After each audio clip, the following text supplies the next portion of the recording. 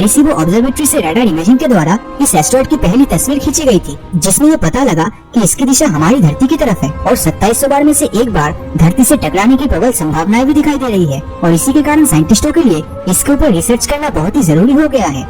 Carbon से बने इस एस्टेरॉयड में कई तरह की चट्टानों के साथ बहुत से अनोखे मिनरल्स भी मौजूद हैं, जिसके अंदर हमारे सोलर सिस्टम के शुरुआती दौर के मिनरल्स भी मौजूद हैं, जिससे कि हमारा ब्रह्मांड आखिर किस तरह से बना था उसके बारे में भी हमें बहुत सी जानकारी मिलेगी। लेकिन ये एस्टेरॉयड हमारे लिए कितना खतरनाक है, सबसे पहले ये जान लेते हैं।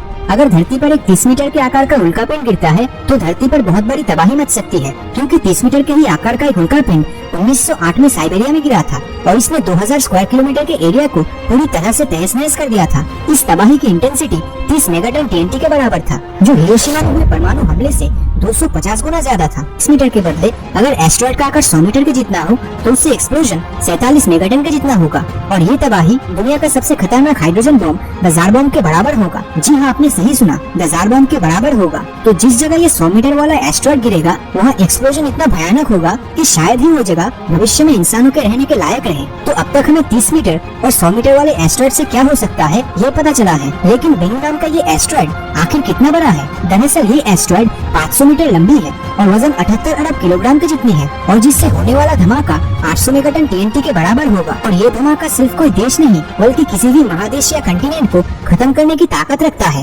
हमारी खुशकिस्मती है कि धरती में 71% पानी है, लेकिन इस पानी में भी अगर ये एस्टेरॉयड गिरता है तब भी महासुनामी के जैसा महाप्रलय होना तो निश्चित है। तो अब इस एस्टेरॉयड के साथ हमारी धरती से होने वाली टक्कर की कितनी प्रोबेबिलिटीज है वो देख लेते हैं। तो ये एस्टेरॉयड 2060 में पहली बार धरती से 7,50,000 किलोमीटर की दूरी से गुजरेगा। फिर उसके बाद 2135 में पृथ्वी से 3 लाख किलोमीटर की दूरी से गुजरेगा। लेकिन खुशकिस्मती से इन दोनों बार ही इसका टक्कर पृथ्वी से नहीं होगा। लेकिन रिसर्चर्स के कंप्यूटर सिमुलेशन के मुताबिक ये एस्टेरॉयड 2175 और 2196 के बीच के समय में एक नया रूप ले सकता है, जिस वक्त ये धरती के बहुत ही करीब से गुजरेगा और इस समय धरती के साथ इसके टक्कर होने की 2700 बार में से एक चांस रहेगा। लेकिन एक बात तो कंफर्म है कि अगर इसके साथ हमारी टक्कर होती भी है तब आज के समय का कोई भी इंसान इस घटना को देखने के लिए जिंदा नहीं बचेगा, क्योंकि ऐसी घटना 100 सालों से पहले तो होने नहीं वाली। तो बेनू के बारे में इतनी जानकारी साइंटिस्टों को मिलने की वजह इससे जुड़ी स्पेस मिशन में छुपी है, जो 18 सितंबर 2016 को ओसिरिस रेक्स स्पेसक्राफ्ट को लॉन्च करने के साथ शुरू हुआ।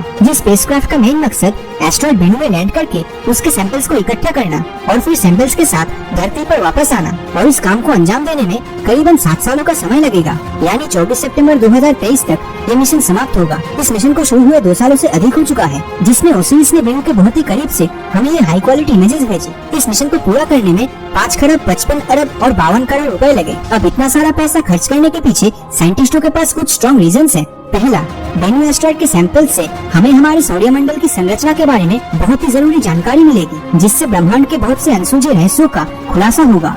और इस पर रिसर्च करने का दूसरा रीजन, अगर भविष्य में इसके साथ धरती का टक्कर हुआ तो किस तरह से हम इस एस्टेरॉयड को धरती के बाहर खत्म कर पाएंगे, साइंटिस्ट ये जानने की कोशिश कर रहे हैं, जिससे भविष्य में करोड़ों लोगों की जान बचेगी। तो अगर भविष्य में बेनू की टक्कर धरती से हुई तो क्या तब तक हम टेक्नोलॉजी के क्षेत्र में इतना एडवांस हो जाएंगे कि इसे धरती के बाहर ही खत्म कर देंगे, या तब भी इसे बच पाना नामुमकिन हो जाएगा? अपनी राय नीचे कमेंट करके जरूर बताएं।